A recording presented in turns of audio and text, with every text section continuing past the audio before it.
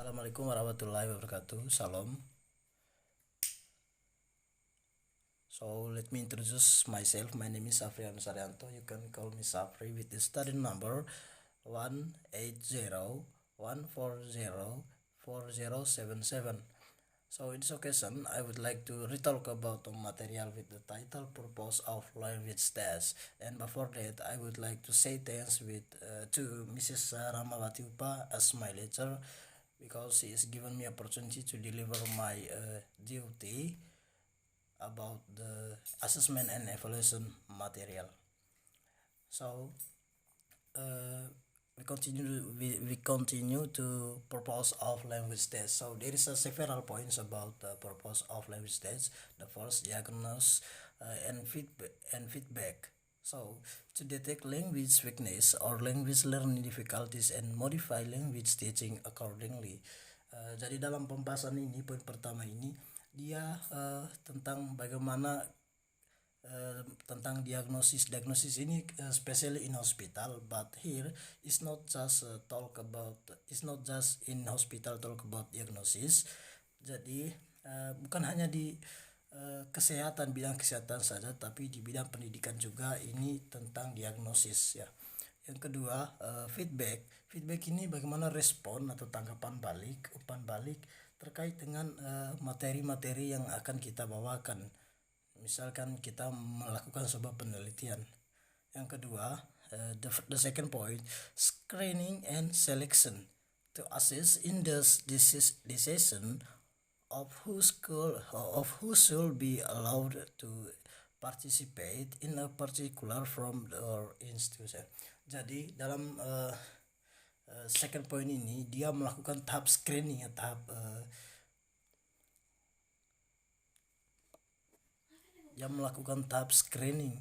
ya. And then the third point,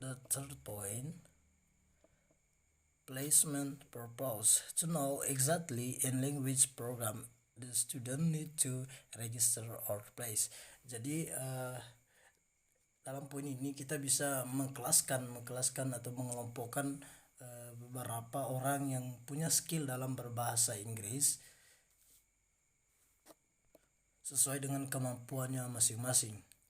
Misalkan kita ambil empat siswa dengan subtopik English, bagian skill learning, skill speaking, skill writing, skill listening, dan etc. Kita bisa ambil tiga orang ini siswa, jadi kita kelompokkan yang mana yang skillnya di sini, yang apakah dia nanti masuk kriteria atau lolos kriteria ya.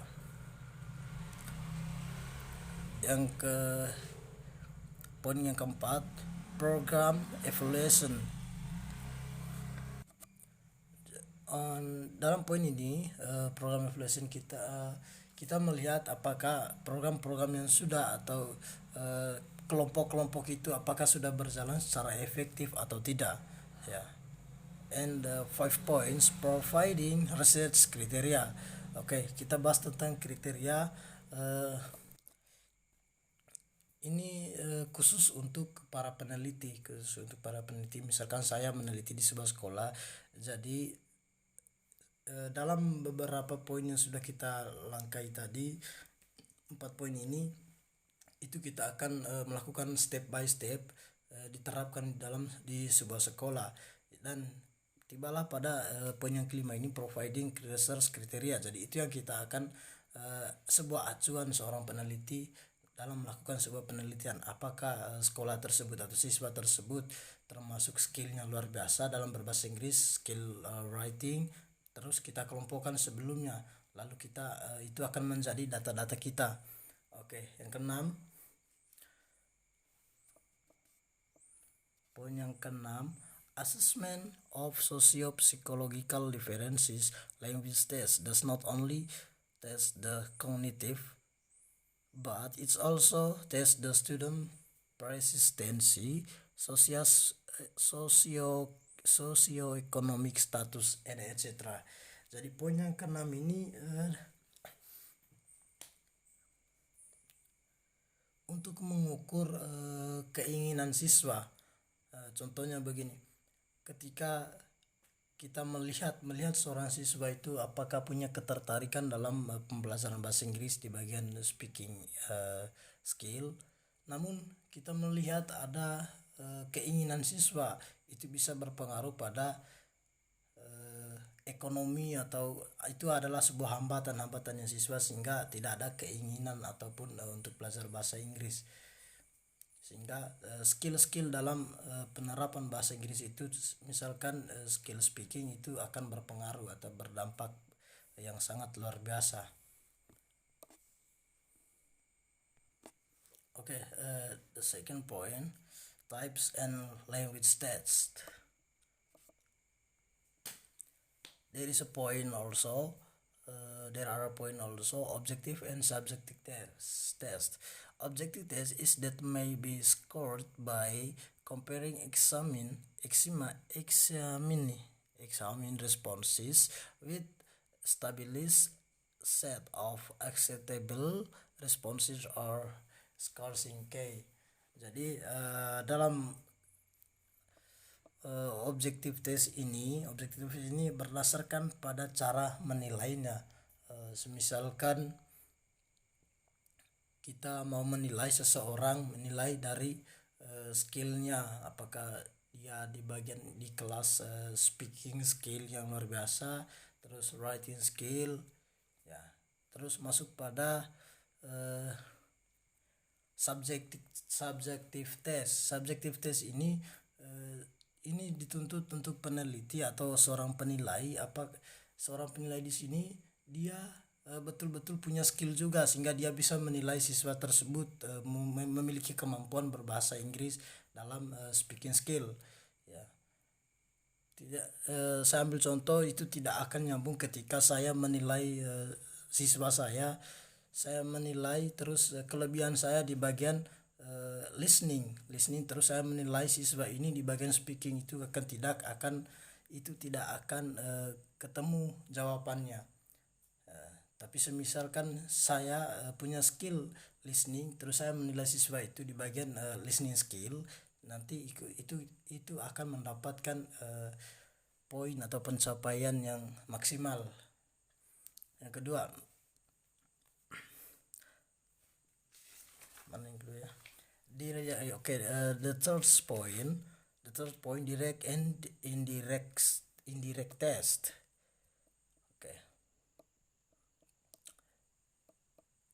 Okay, I think you know about direct and indirect test. So ini ada tes secara langsung dan secara tidak langsung. Jadi saya ambil contoh untuk secara langsungnya, siswa diberikan sebuah atau siswa ditugaskan untuk menceritakan pengalaman secara langsung di depan teman-teman kelas, di depan kelas. Terus secara tidak langsung siswa dituntut untuk menulis sebuah pengalaman. Itu akan menjadi sebuah PR mereka sehingga tidak ada kontak secara langsung di situ. Oke. Terus the fourth point, discrete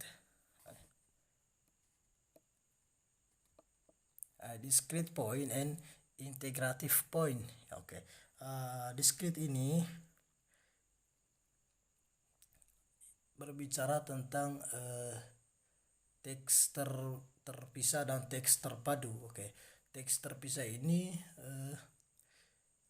sambil contoh, kita ambil untuk menilai siswa, kita kelompokkan, misalkan ada 5 orang yang punya skill dalam speaking skill, terus ada 5 orang yang skillnya di bagian writing, terus 5 orang lagi skillnya di bagian listening. Jadi kita kelompokkan, terus kita kasih sebuah tes berdasarkan kelompok-kelompok tersebut. Oke.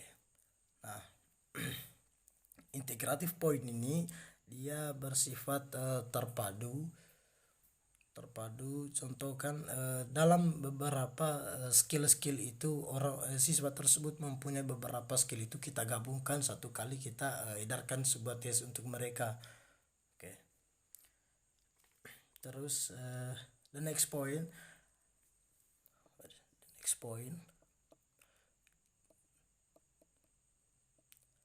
aptitude assessment and proficiency test. Jadi aptitude ini mengklasifikasikan kelas atau mengkelaskan sesuai dengan kemampuan siswa tersebut. Jadi kita bagi dalam beberapa kelompok sesuai dengan kemampuan siswa tersebut.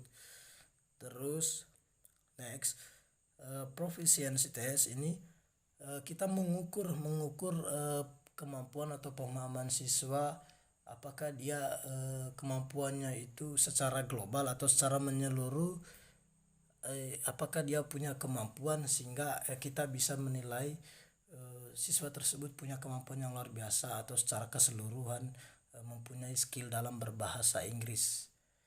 Okay. The next point, reference test. Reference test. Preference test.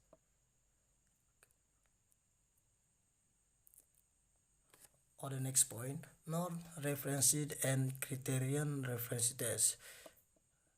Norm reference test or NRT is a type of test assessment on evaluation which yields an estimate of the position of the test individual and profinite population with respect of the trait being measured. Jadi dalam poin-poin ini norm reference test ini akan mengetahui tingkat kemampuan pada kelompok-kelompok tertentu atau siswa-siswa tertentu. Jadi kita bisa menganalisis kemampuan siswa tersebut dari kelas-kelas tersebut tadi, dari kelompok-kelompok tersebut. Okay. The next point, kriteria reference test.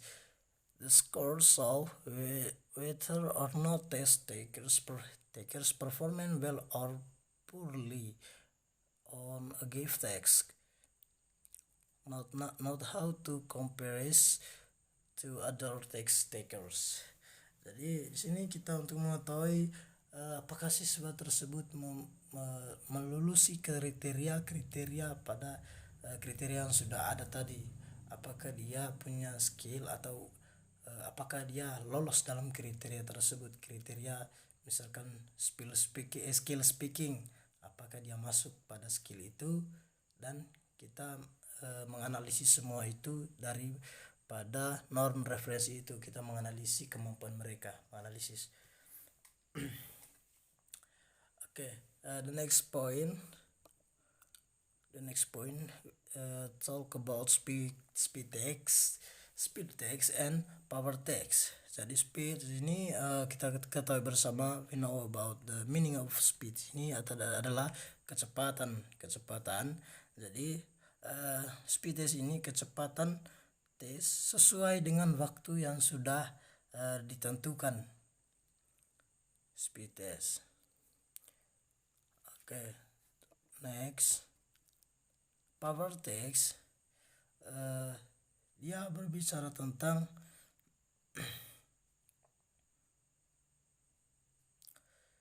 power text ini dia lebih kepada waktu.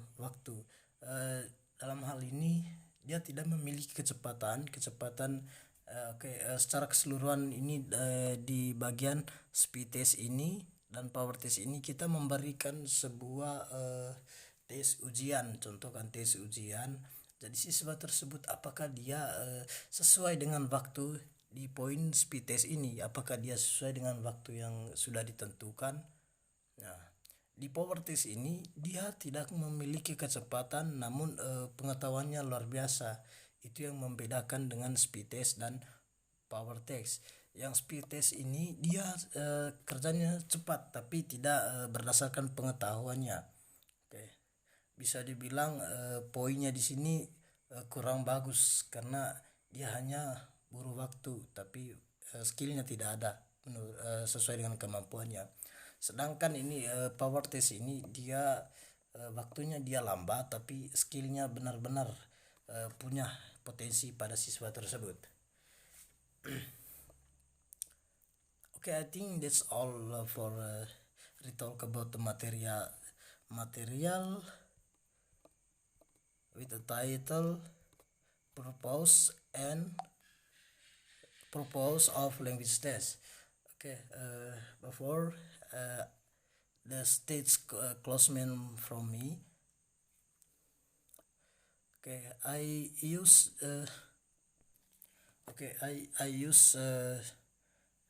the point. I use the point in my phone, but the for example is by myself. Okay, I think that's all for material from me. Thank you very much. Assalamualaikum warahmatullahi wabarakatuh.